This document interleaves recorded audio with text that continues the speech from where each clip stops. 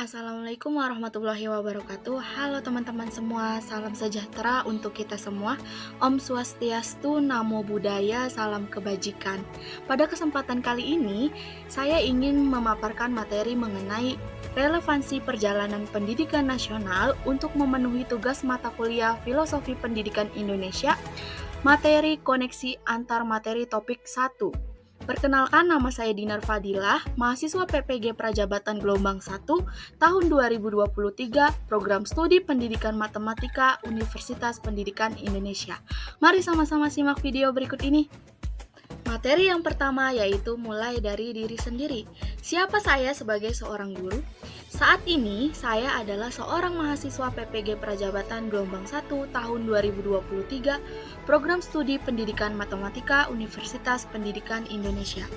Saya adalah seorang yang sedang belajar untuk menjadi seorang pendidik yang mampu menumbuhkan kekuatan peserta didik dengan mengembangkan karakter budi pekertinya yang baik dan kompetensi yang dimiliki oleh peserta didik. Saya ingin menjadi guru yang bisa memerankan beberapa peran untuk peserta didik, seperti menjadi sahabat, teman, orang tua, dan mampu berbaur dengan dunia mereka. Dalam perjalanan untuk menjadi guru seperti yang saya impikan, maka saya akan terus mengajar dan belajar sepanjang hayat agar selalu bisa berbagi dan mendapat ilmu yang saling berkesinambungan. Selanjutnya adalah eksplorasi konsep. Perjalanan pendidikan nasional dari perspektif Ki Hajar Dewantara. Sebelum kemerdekaan, Indonesia hanya dipandang sebagai objek perdagangan selama masa penjajahan. Kemudian, terdapat instruksi untuk mengajarkan kepada rakyat untuk belajar membaca, menulis, dan berhitung seperlunya saja guna membantu jalannya perusahaan. Pemberian pengajaran hanya bisa untuk bangsa Eropa saja. Di saat bersamaan, pada tahun 1854, didirikan juga sekolah-sekolah kabupaten yang hanya untuk mendidik calon pegawai untuk kepentingan kolonial Belanda.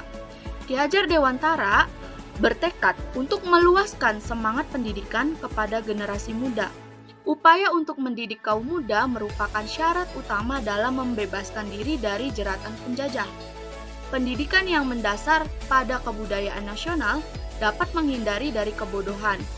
Pendidikan yang terjadi pada masa kolonial tidak mencerdaskan, melainkan mendidik manusia tergantung pada nasib, sehingga rakyat pribumi hanya bersifat pasif. Pada tahun 1920, Ki Hajar Dewantara memiliki cita-cita yang sangat mulia. Beliau menghendaki perubahan radikal dalam lapangan pendidikan dan pengajaran. Akhirnya, pada tahun 1922, lahirlah Taman Siswa di Yogyakarta. Taman Siswa ialah sebuah perguruan. Istilah perguruan ini sengaja dipakai untuk membedakannya dari kata sekolah, yang pada masa itu merupakan pabrik yang tak berjiwa, di mana sekolah hanya menghasilkan orang-orang yang pintar, tetapi tidak memiliki karakter sebagai bangsa Indonesia. Perguruan ialah tempat tinggal guru dan juga tempat guru mendidik murid-muridnya.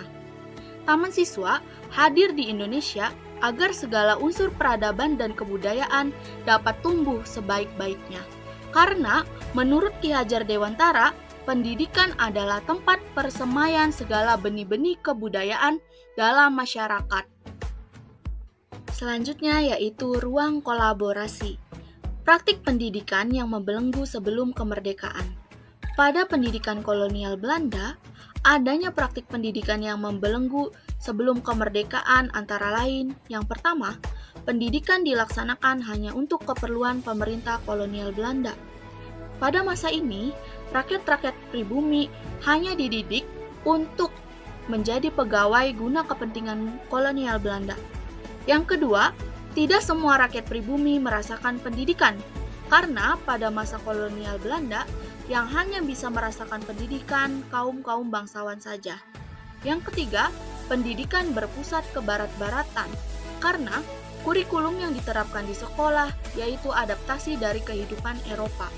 Yang keempat, pribumi tidak mendapatkan pendidikan karakter dan budi pekerti sebagai bangsa Indonesia.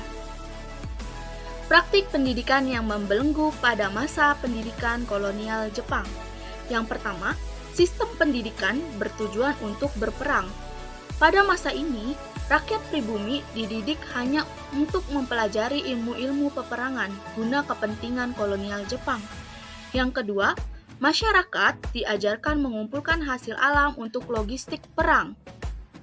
Setelah kemerdekaan, rakyat Indonesia sudah memiliki hak yang sama untuk menyemai pendidikan.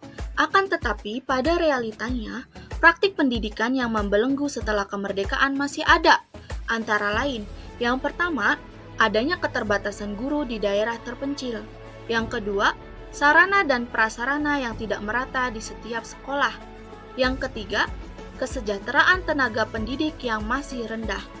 Yang keempat, penguasaan teknologi digital pada sebagian guru masih rendah. Yang kelima, orientasi keberhasilan peserta didik hanya terpaku pada nilai raport dan sistem KKM.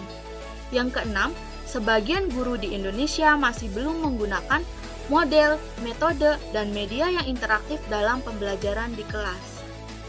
Ya teman-teman, karena masih adanya praktik pendidikan yang membelenggu sampai saat ini, maka ada beberapa model-model pendidikan yang dapat melepaskan belenggu yang belum memerdekakan peserta didik di Indonesia. Yang pertama, model pembelajaran paradigma baru yang diimplementasikan melalui kurikulum merdeka saat ini. Yang kedua ada Project Based Learning atau PJBL. Yang ketiga ada Problem Based Learning atau PBL. Yang keempat ada Inquiry Teaching Learning. Yang kelima ada Contextual Based Learning. Dengan menerapkan pembelajaran yang berpusat pada peserta didik, maka pembelajaran di kelas menjadi lebih bermakna dan menyenangkan. Model pendidikan yang ditawarkan dapat melepaskan belenggu dan memerdekakan peserta didik yaitu model pembelajaran paradigma baru. Karena pada model pembelajaran paradigma baru ini, pembelajaran berpusat pada peserta didik, sehingga peserta didik secara aktif dan bebas untuk membangun pemahamannya sendiri dan meluapkan kreativitas dan minat bakatnya sesuai dengan gaya belajarnya masing-masing. Kemudian, mengintegrasikan profil pelajar Pancasila yang memiliki 6 dimensi. Kemudian, disesuaikan dengan kebutuhan peserta didik, yang menjadikan peserta didik merdeka secara batin, pikiran, dan tenaganya. Baik teman-teman, materi selanjutnya yaitu demonstrasi kontekstual. Berdasarkan pemikiran Ki Hajar Dewantara dengan semboyannya yaitu Ing ngarso sung tulodo, ing madyo mangun karso, tutwuri handayani, yang artinya jika di depan mampu memberikan contoh atau teladan yang baik, jika di tengah mampu memberikan semangat, dan jika di belakang mampu memberikan dorongan.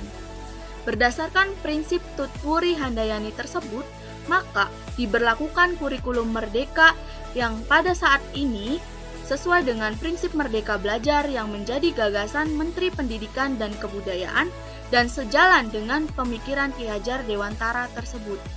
Kurikulum merdeka belajar memiliki prinsip yaitu kebebasan dalam berpikir yang ditunjukkan kepada peserta didik dan guru sehingga dapat mengeksplorasi pengetahuan dan lingkungannya. Selanjutnya yaitu elaborasi pemahaman. Refleksi setelah mempelajari materi topik 1 ini, maka melatih saya untuk lebih kritis dalam menyikapi sesuatu terlebih dengan kondisi pendidikan yang terkini. Yang kedua, semakin memperkuat niat dan tekad saya untuk menjadi seorang guru yang dibutuhkan peserta didik. Yang ketiga, saya mendapatkan ilmu baru mengenai perjalanan pendidikan nasional dari sebelum kemerdekaan sampai sesudah kemerdekaan. Yang keempat, mengetahui perjuangan tokoh-tokoh pendidikan nasional dalam mentransformasikan pendidikan yang semula berorientasi pada materi beralih menjadi pendidikan yang mampu memanusiakan manusia. Setelah mempelajari semua materi yang ada di topik 1 ini, saya ingin menjadi guru yang bisa memerankan beberapa peran untuk peserta didik, seperti menjadi sahabat, teman, orang tua, dan mampu berbaur dengan dunia mereka. Memberikan pembelajaran yang berpusat pada peserta didik, dan menciptakan pembelajaran yang menyenangkan serta bermakna agar dapat memerdekakan peserta didik dalam belajar. Untuk menjadi guru seperti yang saya impikan, maka Saya akan terus mengajar dan belajar sepanjang hayat agar selalu bisa berbagi ilmu dan mendapatkan ilmu yang baru. Sekian yang dapat saya sampaikan. Terima kasih teman-teman semua. Semoga bermanfaat ya. Jangan lupa like dan komen. Terima kasih.